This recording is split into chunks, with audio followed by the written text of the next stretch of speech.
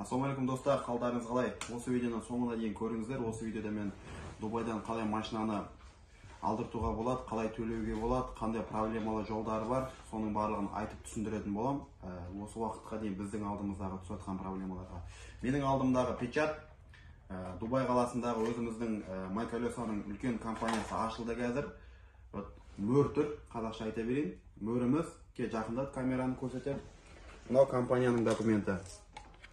Мынау менің документім, астында Ерқасым Брокерс, Commercial Brokers деп тұр. Мынау печат, мынау біздің документ, осы жерге келген адамдар үшін.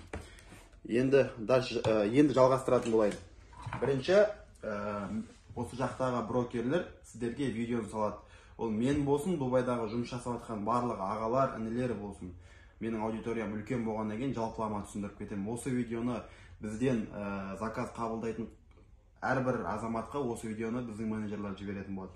Бірінші видеоны көрдіңіздер, машинаның видеосы жақсы ұнап тұр. Сіздерге осы машинаның бағасы ұнап тұр. Ол машинаны сіз өзіңіз алғыңыз кеп тұр.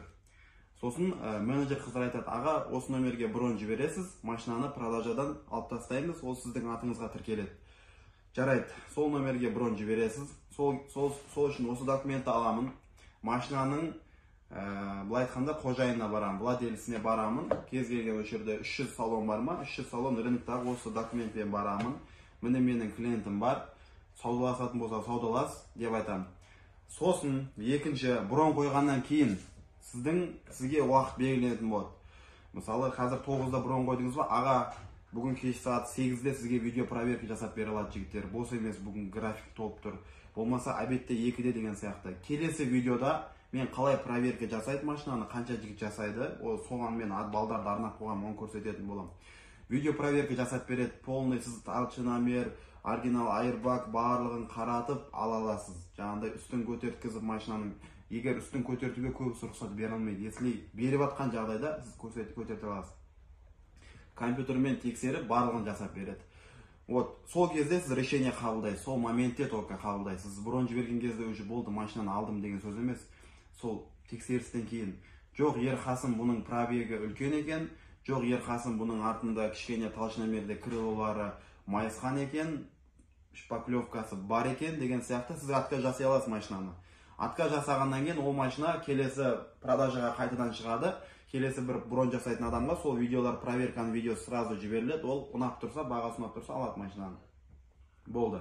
Түсіндіре алдым ғой, сіз бронь жасап, не үшін бронь жасайсыз машинаны? Машинаны сол кезде басқа біреулер алып кетпеу үшін, или өтіп кетпеу үшін. Тем более мен осындағы кез келген машинаны түсіретін болсам, сол жерге енді былай айтқанда, ол дұрыс енді, әркімге бұйырсын, былай айтқанда қазақ ағаларымыз, інілеріміз келеді, көрші салондардан түсірем. Сен осындай видео салдың ғой, кеш соны алайын деп тұрған едім. Сізге ұнап тұрса, сіз ертерек бронь жасау үшін. Келесі, кеттік. Сізге перевод жайлы. Перевод қалай болады? Мен Қазақстанда компаниям бар, Майколесо компаниясы бар, бірақ менің машиналарым емес. Мен шетелде сізге машина менен алып атқан жоқсыз, менің салонымнан алып атқан жоқсыз машинаны келіп. Сол үшін мен о жақтағы налоговый центр, басқалары бар, мен өзімнің отчеттарым тура болу керек, мен ақшаны өзіме ала алмаймын. Ақшаны осы уақытқа дейін через аэропорт, осылай $10,000 клиенттер алып келіп отырды бізге. Енді сізде екі вариант, я дегеннен кейін. Бірінші вариант, сіз ақшаны менің қолыма өзіңіз алып кеп бересіз, болмаса о жерде через таныстар арқылы маған ақшаны жібересіз. Ол бірінші вариант, өзіңіз алдырта алатын болсаңыз, сондай мүмкіндіктеріңіз болса алдыртасыз. Екінші вариант перевод жасайсыз. Кез келген продавецте о жерде отқанда менде де өзімнің машиналарыма өзім счет бере аламын. Мен бүгін RAV4, болмаса Toyota Camry сататын болсам, вин-кодымен, сол вин-кодқа мен счет бере аламын. Міне машина $100,000 тұрады. Саған айтам, міне $100,000 осы счетқа төлейсің, банкке бар, болды деп. Сол кезде уже бізде сол жерде счетқа прямой төлесеңіз, продавецке түседі. Енді менің обязанностым қалай, біздің жігіттердің обязанностары қалай? Сіздерге ешқандай жерден, мысалы Кореядан да, басқа жақтан да заказ беретін болсаңыздар, оларды білмейді екен, договор, юридический договор редко жазылады. Сол үшін бізде өзімізде договор бар, біздің өзіміздің обязанность бар, что сіздің жіберілген ақшаңыз продавецке келгеннен кейін продавец сізге машинаны бермей қою деген тема болмайды. Екінші, сіз доставкаға ақша төлегеннен кейін доставщик машинаны вообще жібермей қою деген тема болмайды.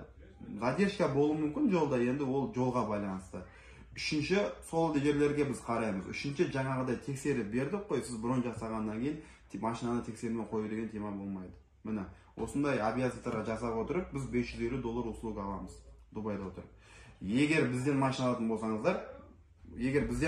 болсаңыздар, онда мен счет берем, маған келіп түседі, ол машинаның тех состояниесіне барлығына мен өзім жауап беру керек боламын. Тағы да біліп отырыңыздар, сіздер Дубайдан араб машина алсаңыздар да, ұрылған машина алсаңыздар да, ол техника, ол может Қазақстанға барғаннан кейін 10 жыл бұзылмай айдауы мүмкін. Қазақстанға барғаннан кейін бір күннен кейін может несі кетіп қалуы мүмкін, статер дегендер кетіп қалуы мүмкін. Сол сияқты біздің жұмыс основной жаңа катализатор бар ма, жоқ па, комплектацияда не бар, ол броннан кейін полный тексерілетін жағдай. Осы видеоны до конца көріп болғаннан кейін менеджерларға жазасыздар. Менеджерлар ұнаған машинаңызға брон алып, тексеріс уақытын белгілейді. Барлығынан кейін сізге печатпен договор береді. Все, аға, біз жұмысымызға кірістік деген. Біз жұмысымызға жаңа 3 позицияны жақсылап орындап береміз. Машина жоқ болып кетпейді, ақша жоқ болып кетпейді. Төленген машина Құдай қаласа кешігіп қалмаса барады.